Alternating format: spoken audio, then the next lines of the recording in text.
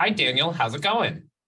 It's good, Evan. I have my puppy with me here today. So his first time joining the podcast, but I'm hoping he'll be quiet. How about you? It's going well today. A little busy here on site. I have a client, but all in all, nice day. If listeners want to see the puppy, we'll add a photo at the end of this one so you guys can see it. So Yeah, probably won't be picking him up. He's asleep, so don't want to wake him up. Yeah. We'll go from there. All right. Well, this is episode 2 of the season. We are calling this episode A Small Company's Need for Partnership and Innovation. We have some exciting guests joining us today from Wilshire. So, yeah.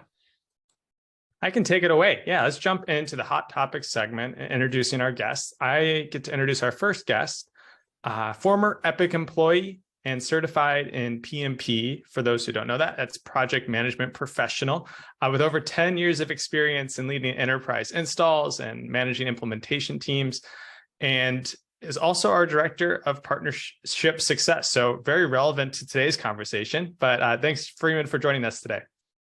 Thanks for having me on. I'm a fan and excited to talk about partnerships today. Awesome. Well, I get the pleasure of introducing our second guest, also a former Epic employee, 10 plus years of patient access implementation and optimization, has partnered with large health systems, academic institutions. He is our director of innovation here at Wilshire. Welcome, Matt. Hey, everyone. Thanks for having me. Excited to be here. I think the Epic folks or the ex-Epic folks outnumber the non-ex-Epic folks today, which might be a first on the podcast. So we got that going. You know, you got to be careful. Freeman and I have a pretty similar story professionally, so we're coming at you in force today. I'll sit this one out. Bye, guys. So for today's hot topic, Evan and I thought it would be good to start out by talking about just how the Wilshire leadership team is structured. Your roles at a very high level. Matt, you want to start out with what you're doing here? Yeah, as you mentioned, I'm the director of innovation at the Wilshire Group. So really focused internally on and externally on how can we adapt to the changing market? How can we develop new offerings for our clients? And then how can we just work with emerging technology to develop what we can offer to everyone in the marketplace? Hey, Freeman, can you give everybody a little bit about what you're doing in partnership success? Sure. Yeah, I'm our director of partnerships. What that means is I oversee all the work we do with other revenue cycle technology and service firms in the market. We see there's a lot of alignment with what we do as sort of a small, highly specialized firm and what some other players in the market are doing to bring value to our clients. So we see, a lot of mutual benefit. And it's a kind of an innovative and interesting way for us to grow as Wilshire. So that's what I've been focused on. I'm also a full-time consultant for a large health system out in the Northeast, which has kind of put me in an interesting spot in this role because I oversee a lot of their Epic optimization strategy and also their vendor optimization strategy. So I get to kind of wear that hat in a health system on a daily basis, as well as, doing this internal role with Wilshire. Yeah, and for our listeners, so Wilshire is structured with 3 managing partners. 2 are our co-founders, and they have been on podcasts and will be on future podcasts as well. And then one of our other managing partners is our VP of operations. So that's kind of from our senior level. And then there's 6 of us directors in different roles. We have Tim Holland, who's been on the podcast multiple times, our director of people and culture. We've had Patty Consolver on the podcast as well, who's over our growth and development. So really bringing in new client aspects and partnering with clients and getting them going. But then transitions over to Jen Krubbs, who is our client success director. And then I'm over our advising services. So just to give you guys kind of a rundown of our 6. And then we have our amazing talent and acquisition manager and retention manager, Marcy Carlton, who's been on she wrapped up season one of our podcasts with Tim. If you want to go back and take a listen on that about what organizations are doing about being small and mighty, but with a lean workforce. So all of us are equally covering clients as well. Most of us have full time, including Daniel and myself, and fit the podcast in on the side. So that's a little bit of how we're structured at Wilshire as people learn why we wear multiple hats. So I got the next big question. So really, partnerships is one of those kind of vague things out there, Freeman, in this world. So can you kind of give us, what's the definition of what we determined partnership really to be initially for Wilshire? I mean, I know things will grow as we continue to grow as an organization. Yeah, it's taken a few different forms. I think initially it's sort of born out of our purpose statement for Wilshire, which is to solve our clients' most complex problems where ops and technology meet in the revenue cycle. And the first part of that statement is to be a partner. And so first and foremost, we're a partner for our clients. And that's sort of where this need was born out of. We're as you said, Evan, a small but mighty firm. But we're not a software firm. We're not a technology firm. We don't do software development currently. We're currently a services firm. So we know we can solve a lot of things for our clients, but we know we can't solve everything for our clients. And especially in the roles that we often take with our clients, we're in often director level and above roles. So we're helping set the strategy for, how to get the most out of their revenue cycle, especially in an Epic environment where we tend to focus our efforts on. And that means, bringing in other services and technologies that can help move the needle for them. And so that's taken a few different forms for us. We've aligned ourselves with, I think, some pretty great partners in 2022. We'll talk more about those later, but the ways in which we partnered to date take a few different forms. The first is we do some small direct investing in some very small startups. We've got some exciting work with a group that I think you're featuring on a podcast the first week of January called Claim Capital, and doing a deep dive with them. And they're doing a lot of exciting technology work, and they've done a lot of development in-house that we just, we don't do. So we've made a small investment in them, and we're working to co-develop some solutions with them. And that's actually the second form of partnerships that we've seen so far. And that's, co-hatching or co-developing solutions. So with larger development shops or larger automation vendors, we bring our subject matter expertise and our client base to help them develop solutions and technologies that they might not have been able to do on their own, and help bring them to market with our existing clients. So we can often bring like a real life problem to them from something that we haven't been able to solve, and we can develop solutions that way.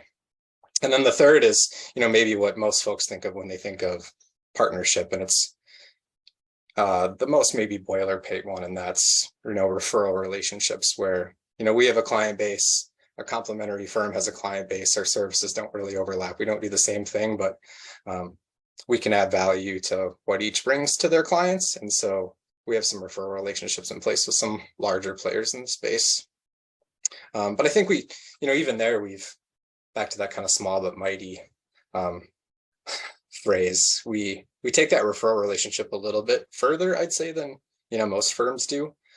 I think from our partners' perspective, we bring that same level of like subject matter expertise and implementation support and operational knowledge that we'd bring if we were co-developing a solution to, their sales and implementation process with our existing clients. So that's a big upside for them. And then also, us being not primarily a sales firm, we wear multiple hats. We don't really have a sales team internally at Wilshire. It helps us expand our reach in the market too. So it's super beneficial for us. And a lot of times it's not just, introducing here's what we do. It's, hey, we solved this problem for you. We know there are things upstream in Epic that could be fixed to help mitigate these issues before they even get to us. Here's a firm that can help you do that. And those intros go really well.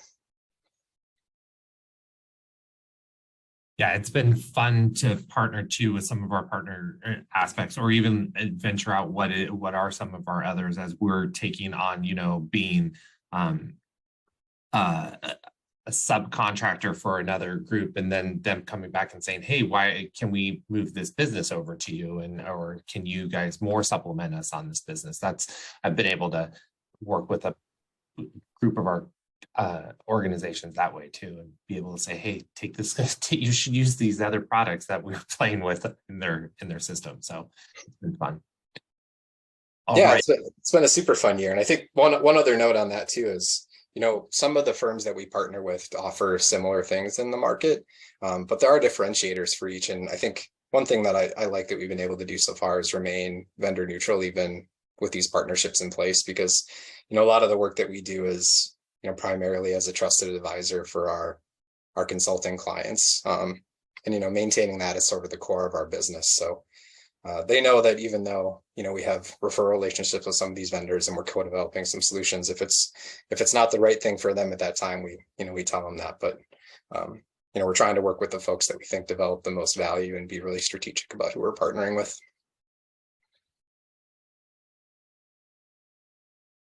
Cool. Thanks, Freeman.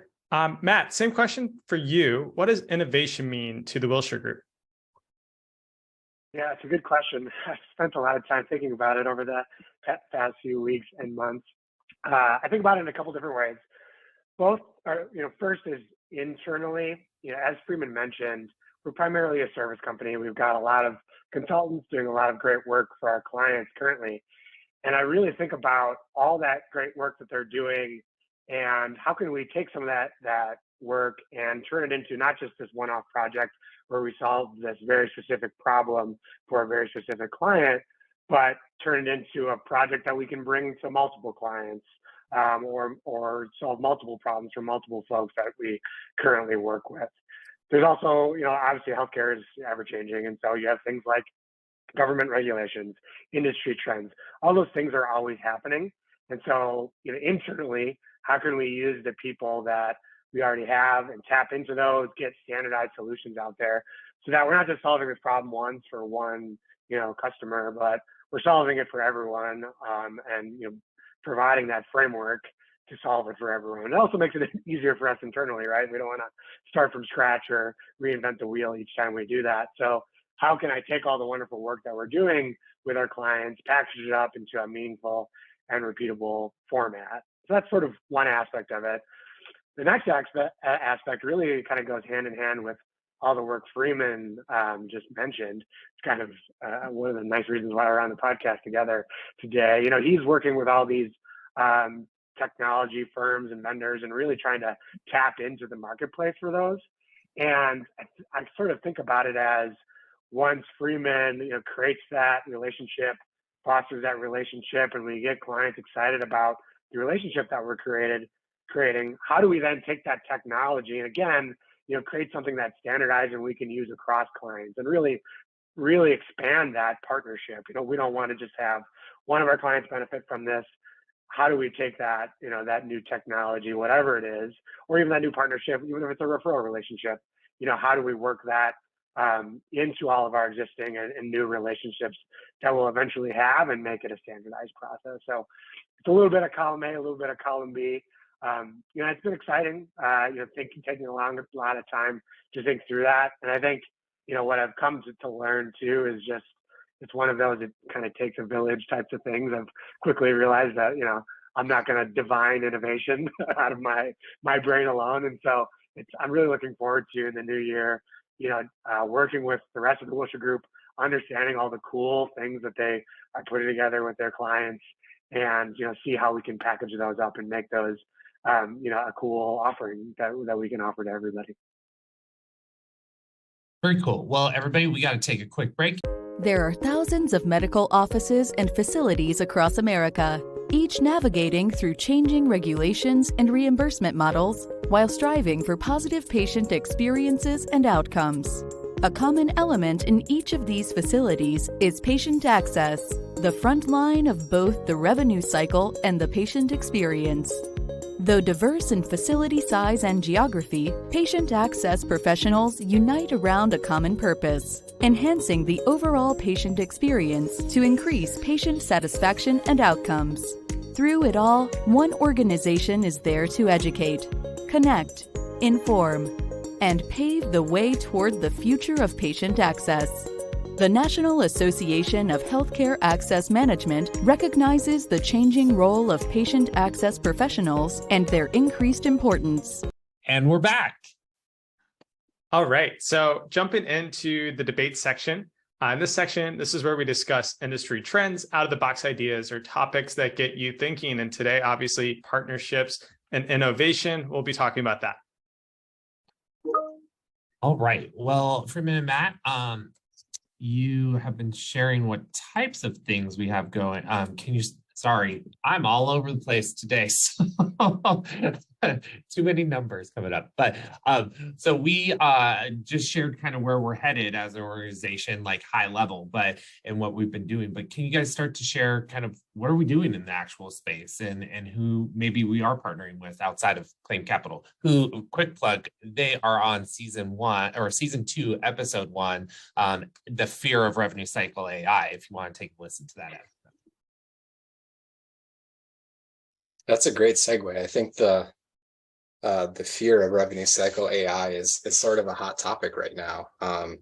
We saw some of these vendors in the space grow really rapidly and sell a lot to clients in a short amount of time with pretty new and pretty exciting solutions. I think everybody's really fired up about it, but I think folks saw that the implementation of those solutions proved to be fairly difficult. So, the sentiment around terms like AI and RPA has, I don't know if it's soured, but it's definitely doesn't have the momentum that it did. So, what we're seeing in the marketplace right now is folks looking for really targeted solutions that can be directly tied to solving a specific problem and not sort of the overarching, like, here's this magic box and platform that you can use that'll solve all of your revenue cycle problems. And I think, that's where, as the Wilshire group, I think we positioned ourselves in a place to help make some of those more targeted approaches to the market because we know the details and the minutiae of those problems that we're trying to solve. And so because of that, I think 2022 ended up being a pretty exciting year for us on the partnership side. We talked about the direct investment side and Claim Capital a little bit. I don't want to undersell like how excited we are about them. I think they're fairly new in the market. They're just starting to get to ingest the large amounts of data that they need to prove out the machine learning that they've developed. But, the early returns are really, really good and really exciting. And I think we're going to be able to solve some problems, especially like in the denial space that we haven't been able to solve for clients before. And I think, selfishly, internally as the Wilshire group, we've been sort of hungry for that ability to glean some insights from data that we can't really do with existing reporting and tools that we have. So that one is one that I'm super excited about. And that one branches over into the co-development space too. I think Matt might talk a little bit about, PAN and things like that we're working on with them from an innovation perspective, but the sky's sort of the limit there with them, which is super exciting. We've also partnered with another, more established firm in that RPA automation space, Janus. And they're a really great firm that we've started to work with at a couple of clients. And that's one of those examples where, they sold, a really good tool to a client and had some implementation hurdles. And we were able to partner with them to get over those hurdles and have a successful launch and prove out some of the ROI that they wanted to see. They've got a lot of exciting tools and their approach is a little bit different. They have a little bit more of an out-of-the-box solution and they're more mature. So we position ourselves less with them as let's build this together and more of how do we take what you've already built and make it effective. And I was actually late to this recording because I was on a call with them. So that relationship is going really strong. So that's good. And then in the referral space, we started to talk to some of these larger underpayment or collections vendors. And we're trying to be pretty strategic about who we partner with in that space, because I think for a really long time in rev cycle, it was, a little bit out of sight, out of mind. We outsource these accounts that we don't want to work. We pay some vendor some contingency for that amount, but we're even starting to see some squeeze on that sort of vendor spend. So the ability to like bring those insights back and fix root cause stuff with our clients is becoming more important. And I was actually kind of surprised in that space. I thought, there may be some challenges with working with a vendor that works on contingency like that, but it's actually proving out to be pretty mutually beneficial. It helps them in the sales process, and a lot of the collections that they're able to make, are pretty much in that first initial push. And so us sort of working them out of that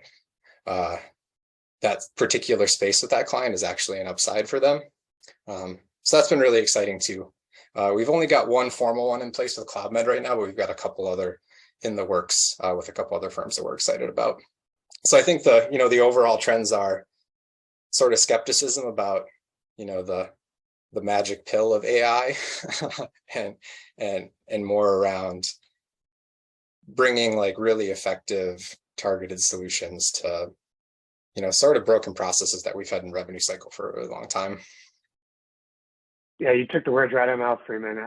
Skepticism. I think as I'm thinking about all the things you're talking about, sort of the initial excitement about a lot of these tools kind of wore off, and people have heard AI to death at this point. And now we need to think about, and into 2023, and what I'm really excited about is now that we've got these partnerships like Claim Capital, we're looking at things like denial management. Then, where do we take it to that next step of actually solving a specific problem, rather than, like you said, being this like sort of magic box where, something goes in and something goes out, and we aren't really sure how to package that. So, yeah, I kind of share a lot of the things you mentioned there. I mean, I think in general too, really thinking about big picture items that folks are spending a lot of time on. CDM management, pricing strategy are two big areas that I want to focus on going into 2023. Just things that require a lot of manual input and analysis, and being able to partner with some of these vendors have really opened up some opportunities with their ability to process and analyze huge amounts of data. And we're really excited to just like see what some of those outputs look like. It kind of goes back to like, all right, how can we collaborate, work with others? Like once we've got all this interesting information come together, then the fun starts of being able to work together and come up with a cool product that we can implement and save people a bunch of time on. We were just talking with Claim Capital about the return on investment for AI and how it's not really like people replacement, but more empowering people with data. I think as consultants as well, for us, like working with clients, if I have a tool that can give me exactly what I want or enable me to do better work, really cool opportunity for me to be more effective at my job. So I appreciate that. Just a little plug for you, both of you, as we're partnering with different tools, different vendors, or innovating different pieces of the pie that we use on a day-to-day. Makes me a more effective consultant in my day job. Yeah, and I know you all have touched on this before, but one of the hot topics and big industry trends is workforce shortage too. So ratcheting up the efficacy of the people that you have and plugging some of those holes with technology and innovation is where we see the opportunity there. A lot of these positions have been open for a significant amount of time, and I think folks would fill them if they could. And so we have to solve the problem in different ways. Yeah, I mean, like Freeman's mentioned earlier, we're all doing, outside of these director roles, we all have our, quote unquote, day jobs of being normal consultants working with clients. And it's very real, as obviously everyone knows, like there aren't people to fill some of these roles. And as we're thinking about a solution that maybe a few years ago, we would say, yeah, we're going to set up this workflow in Epic.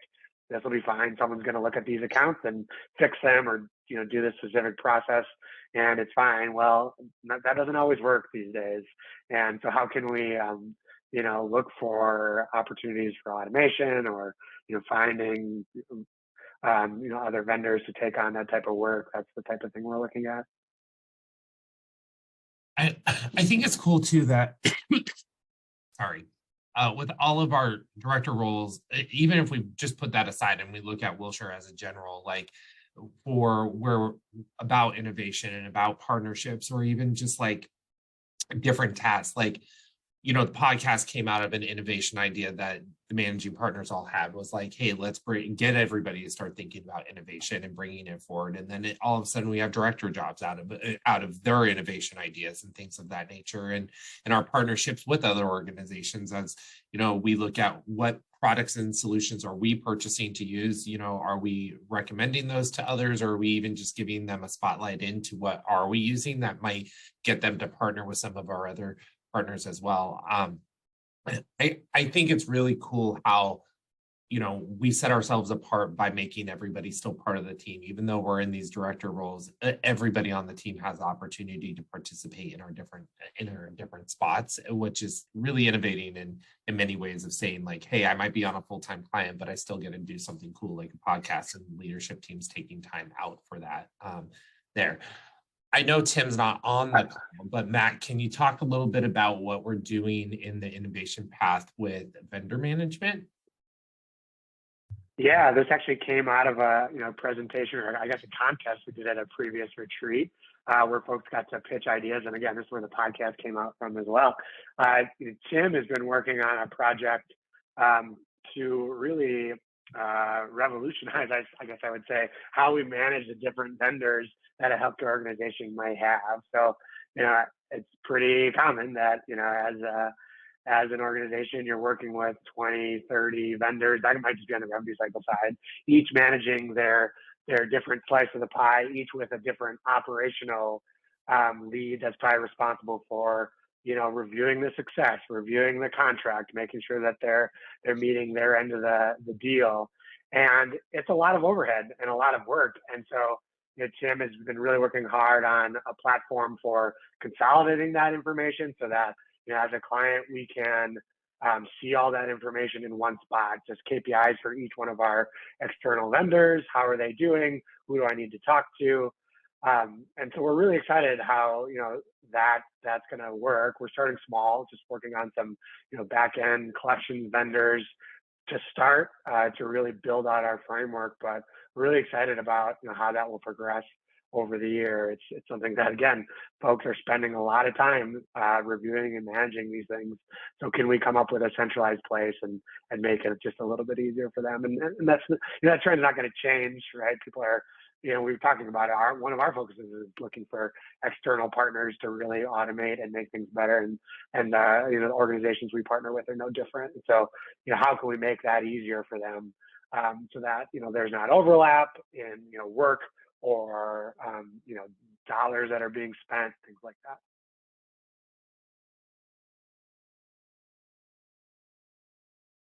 I have a quick question, and this might go for both of you. Just thinking about external work and the different organizations that we're partnering with, for the ideas that you're getting when you're thinking like, hey, I want to work on CDM processes, or we're working with denial management systems, or a denial vendor for outsourcing. Are you all asking clients what are their needs, or what are they interested in, or how do these ideas come about?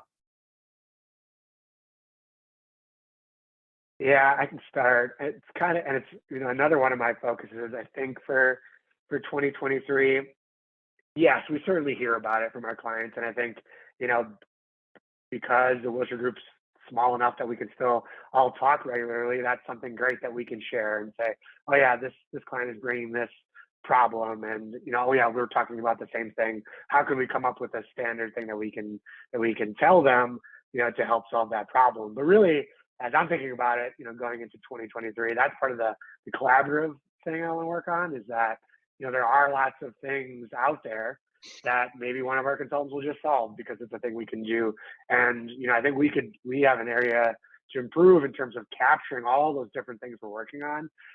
Gretchen always calls it consultative sales.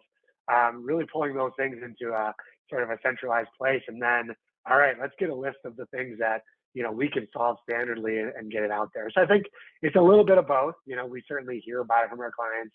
We certainly talk about it internally, and then how do we get that into a meaningful format and start executing on it. Yeah, getting to the place where we have some more prescriptive sense of capabilities within both our firm. we all know individually what we can do. We know what we can do when we bring like the whole firm to a client. But we do know like there are limits to that still, and that's where the partnership side of it comes in. You know, if we're trying to solve for a problem, we've exhausted our resources with the expertise that we have, and we have to go out and source something like that. You know, that gives us a little bit of direction in a partnership perspective too, and it gets back to that idea of, you know, solving a real problem and a specific problem, not just creating software for software's sake.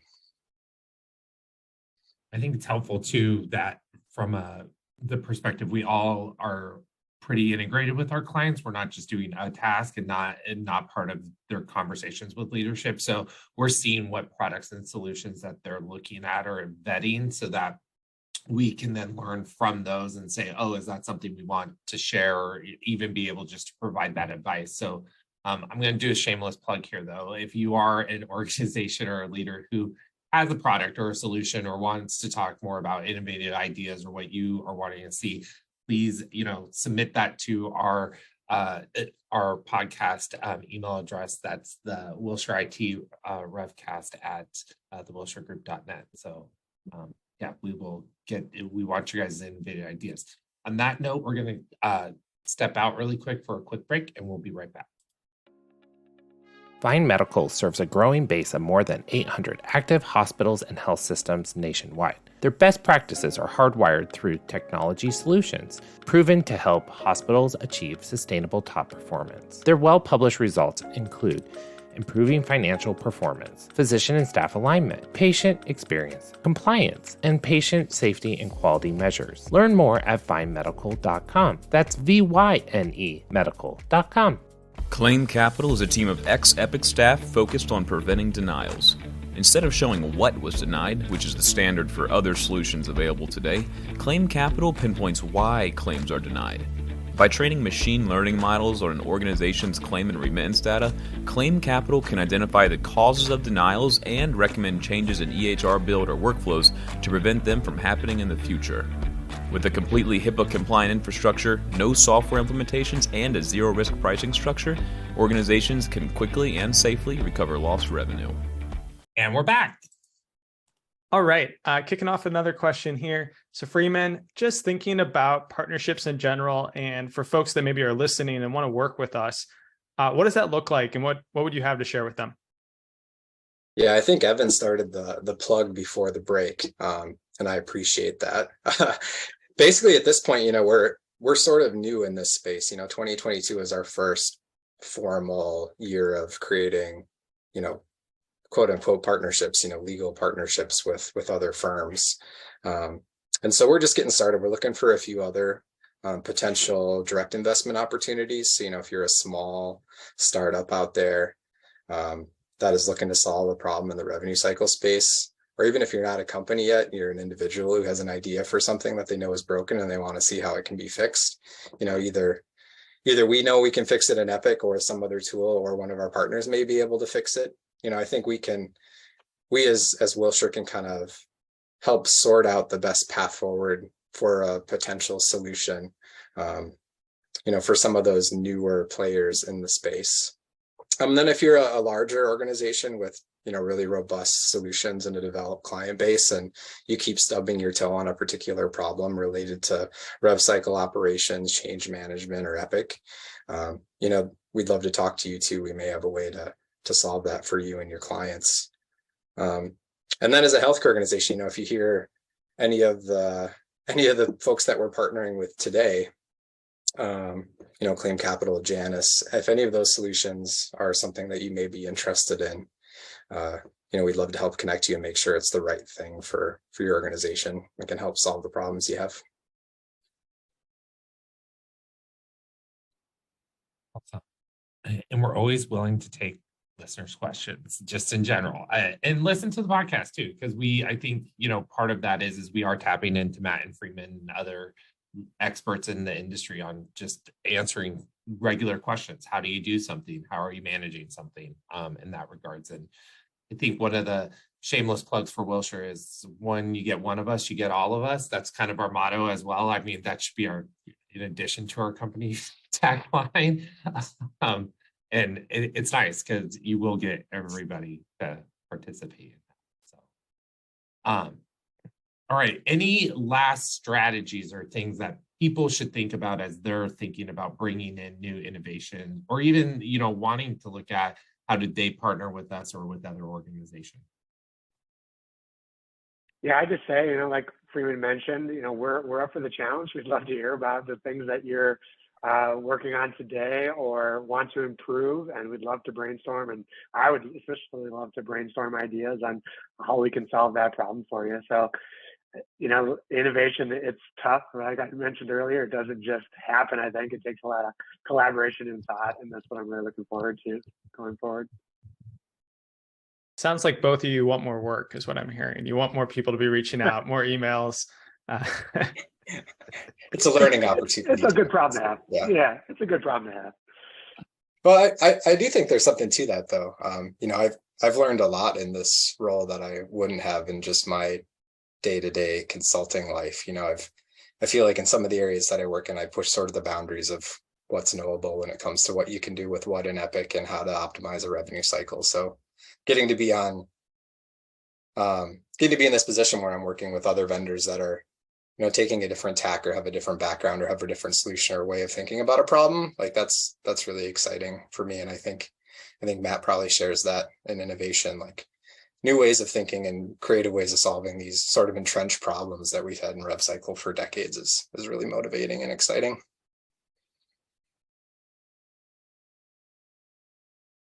I think that's just kind of all of our goals in the director's roles is to say, how can we move more towards our actual director role more full 50% or more of the time, and still support our clients, because we all love working with clients and doing that, but being able to have more of a balance so that we're able to target more of our time, our actual day time versus our other after hour time towards our positions. And that's what's nice, is we all can balance, but at the same time, we'd love to be able to have more inquiries and do more things with our positions. So, all right. Well, Daniel, I would normally say let's transition over to the Wilshire Lab, but because this is season 2, only episode 3, and we just posted episode 1 today, actually, of season 1. It's coming out, so you guys will know when we recorded this episode.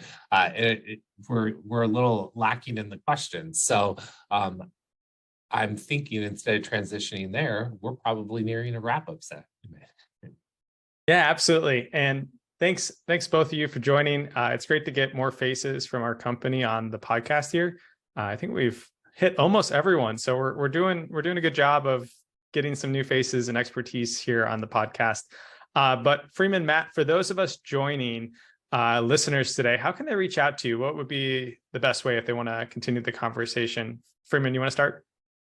Yeah, I think our website has a contact us option. You can reach out through the podcast contact info that Evan just gave, or you can email me at f.jenkins@thewilshiregroup.net. Any of those would work. And Matt, what about you? Yep, similar for me. Feel free to shoot us a note on the website, but I'd love to get your email directly. It's m.perron@thewilshiregroup.net. Thank you. All right. Well, everybody, that's it for us today. See you next time, or hear you next time. Bye-bye. If you liked today's episode, continue to join Wilshire Wednesdays. You can follow us on LinkedIn or Twitter at Evan_Wilshire. Daniel can be followed at Daniel_TWG. Wilshire Group at TWG Health. On Facebook at The Wilshire Group, or on Instagram at Wilshire IT Revcast. Remember, if you prefer to watch, come check us out at the Wilshire IT Revcast YouTube channel. If you have an inquiry, want to share your thoughts, or get additional information on today's episode, email us at WilshirePodcast@thewilshiregroup.net. The best way to support this podcast is to review, rate, and subscribe. See you next time. Bye-bye. The Wilshire IT Revcast is hosted, produced, and engineered by Evan Martin and Daniel Bianchini. It is executive produced by Gretchen Case, Hank Smither, and Spencer Thielman. The Wilshire Group. Experience you can trust, results you can count on.